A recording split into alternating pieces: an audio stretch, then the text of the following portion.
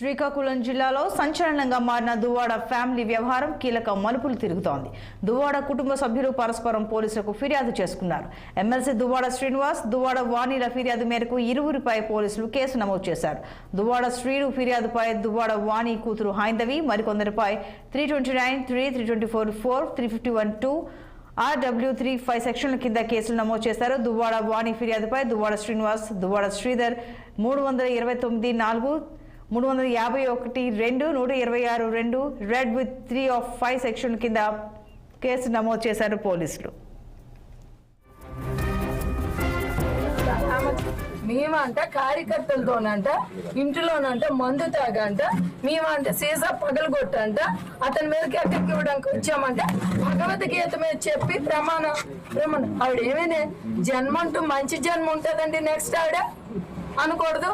ఒక ఆడదాయి ముసిల్దాయి 80 సంవత్సరాలు రేపో మాపో కాటికి కాలు చాపుకున్న ముసిల్దాయి మీడియా ఎప్పుడు చూడలేదు కావాలా, ప్రెస్ ఎప్పుడు చూడలే కావాలా, మాట తీరలే. ఆవిడొచ్చేమో నా హస్బెండ్ తో డైవర్స్ అవ్వలేదంటే, ఈవిడొచ్చేమో ఆ భర్త ఏమేమో పిచ్చి పిచ్చి మాటలన్నీ అర్థం లేని పిచ్చి మాటలన్నీ ఆడుతుందండి.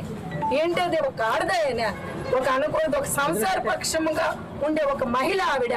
అలాంటి తల్లి, అలాంటి కొడుకులు, ఇలాంటి వ్యక్తులు ఉంటే ఏమవుద్దండి సమాజం?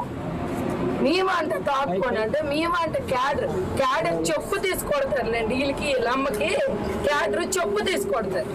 వీళ్ళకి క్యాడర్ మీద మాట్లాడింది కదా వీళ్ళమ్మ, మేము మందులు తాక్కుని ఇరగొట్టుకుని ఏ క్యాడర్ పేర్లు చెప్పమనండి. మేము ఎవరితో మందులు తాగామో ఎవరితోనే ఆ క్యాడర్ జుత్తు పట్టుకొని ఏడుస్తారు వీళ్ళందరికి కలిపి.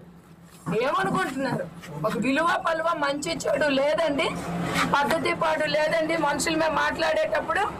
అంటే వాళ్ళకి ఏమైనా అలాంటి రాత్రి మందు తాగేసి వచ్చి ఒంటి మీద తెలివి లేకుండా వచ్చారు కదా, అందరూ గమనించారు కదా ఎంత దరిద్రంగా వచ్చాడో, పాప మీద ఎంత అసభ్యకరంగా ఎంత అటాక్ ఇచ్చాడో చూశారు కదా.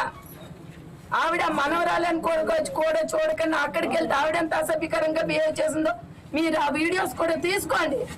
వాళ్ళకి మనుషులండి ఒక్కొక్క సమాజం నుండి వెలివేసి అలాంటి వ్యక్తుల్ని. మేమంట కార్యకర్తలతోనంట ఇంటిలోనంట